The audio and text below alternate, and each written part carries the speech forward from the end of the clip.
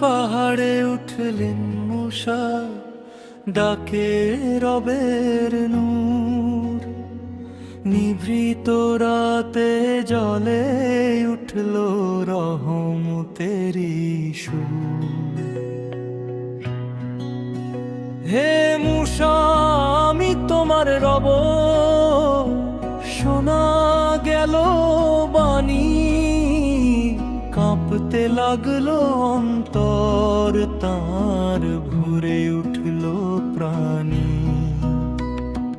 দেখতে চাইলেন প্রভুকে, ছিল তারই আশা।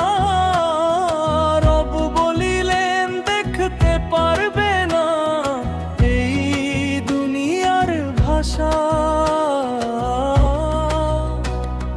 পাহাড় যখন চূর্ণ হলো, জলে উঠল নূর।